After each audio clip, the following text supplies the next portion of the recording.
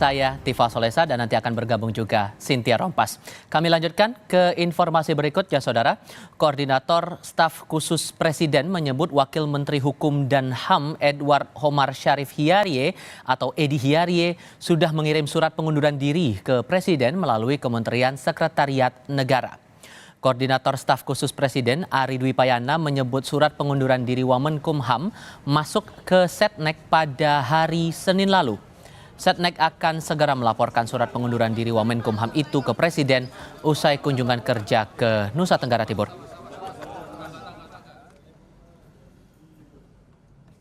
Sudah ada surat pengunduran diri dari Pak Menkumham, Wamenkumham, mohon maaf. Jadi ada surat pengunduran diri dari Bapak Wamenkumham kepada Bapak Presiden dan akan segera disampaikan kepada Bapak Presiden. Itu kapan, Beli? Kalau tidak salah masuk hari Senin yang lalu. Ya. Di suratnya dijelaskan nggak alasan pengunduran dirinya, Beli? Saya belum melihat suratnya ya, tapi surat itu ditujukan pada Pak Presiden segera disampaikan setelah Bapak Presiden. Berarti sore nanti ya Pak? Ya, Bapak Presiden akan disampaikan setelah Bapak Presiden kembali ke Jakarta.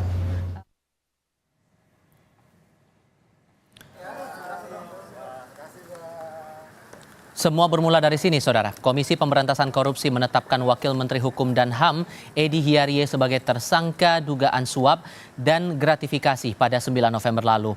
Selain Edi, KPK turut menetapkan 3 orang lainnya sebagai tersangka. Meski demikian, Edi belum ditahan.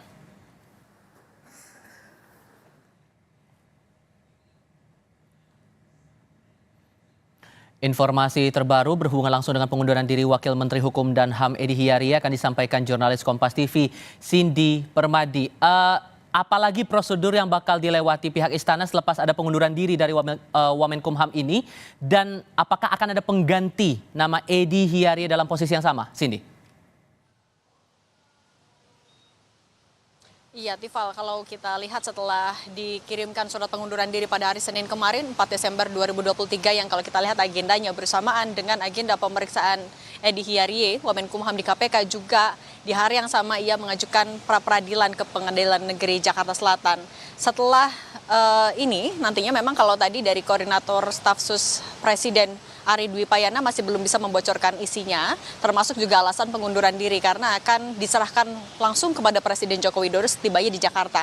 Kalau kita lihat agenda Presiden, sebenarnya Presiden Joko Widodo sudah lepas landas dari NTT sejak pukul 12.50 waktu Indonesia bagian tengah, artinya sebenarnya saat ini sudah berada di Istana Bogor informasinya, dan yang sama-sama ditunggu adalah kepres pemberhentiannya.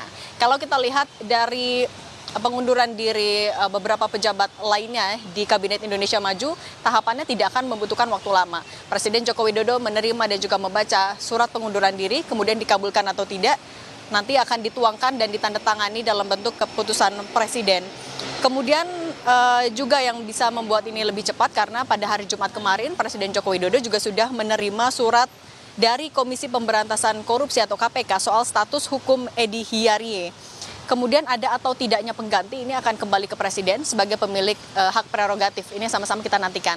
Nah, tapi kalau kita lihat apa saja yang sudah dilakukan KPK dalam kasus dugaan gratifikasi 7 miliar rupiah yang menjerat Wamenkumham Edi Hiarie. Yang pertama adalah memeriksa Edi Hiarie pada hari Senin lalu sebagai saksi untuk tersangka lain. Yang digali adalah soal peran tersangka lain, kemudian juga soal pengurusan administrasi hukum di Kumham yang diduga dilakukan tidak sesuai dengan prosedur ataupun juga aturan, ditambah adanya dugaan penerimaan aliran dana sebesar 7 miliar rupiah dari pengusaha nikel di Luwu Timur, Helmut Hermawan, untuk konsultasi hukum.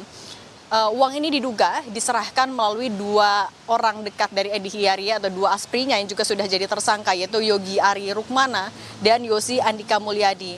IPW sebagai melaporkan kepada KPK juga menyertakan 4 bukti pengiriman dana dan juga bukti percakapan antara 2 orang yang terafiliasi dengan Wamenkumham, yaitu adalah 2 orang dekat tadi, Yosi dan juga Yogi.